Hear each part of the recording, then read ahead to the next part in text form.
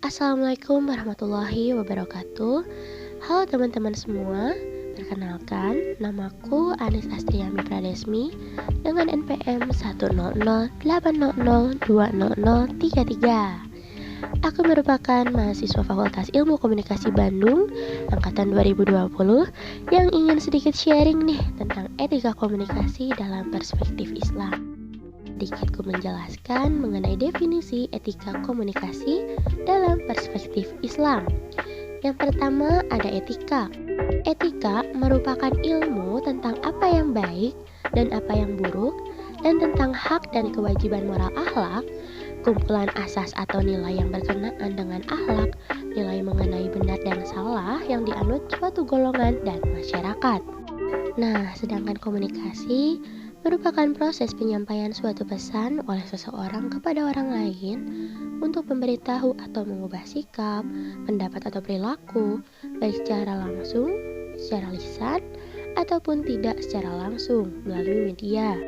Oleh karena itu, dapat disimpulkan bahwa etika komunikasi Islam adalah tata cara berkomunikasi yang sesuai dengan nilai moral dalam menilai benar atau salah perilaku seseorang, disampaikan dengan mengandung unsur Islami, mengarahkan manusia kepada kemaslahatan dunia dan akhirat dalam bentuk hubungan manusia dengan Tuhan, sesama manusia, dan alam semesta.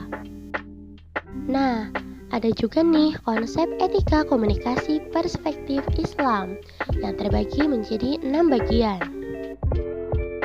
Yang pertama, qaulan sadidan. Qaulan sadidan ini artinya pembicara ucapan atau perkataan yang jujur, baik, dan benar.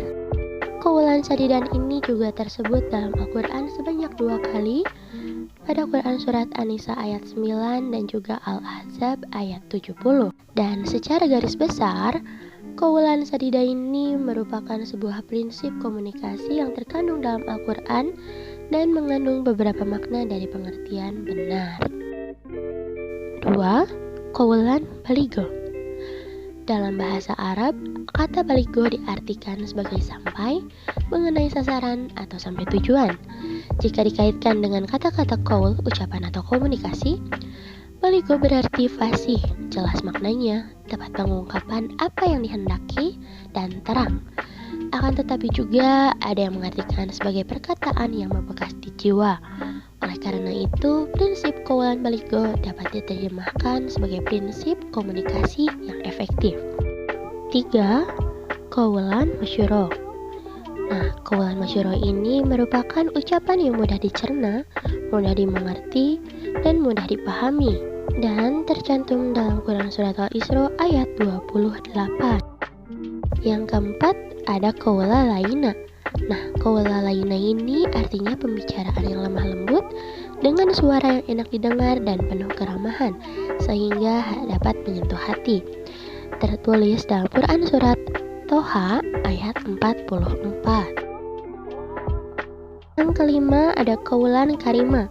Perkataan yang mulia dibarengi dengan rasa hormat dan mengagungkan, enak didengar, lemah lembut, dan bertata krama.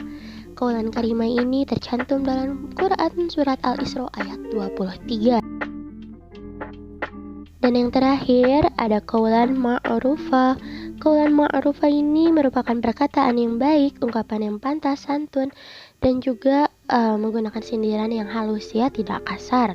Tentunya ini sudah tercantum dalam Quran Surat An-Nisa ayat 5. Lalu ada kesimpulan. Nah, berdasarkan pada pembahasan komunikasi Islam, kita dapat menemukan setidaknya ada 6 gaya bicara atau pembicaraan qaulan yang dikategorikan sebagai kaidah, prinsip, atau etika komunikasi Islam.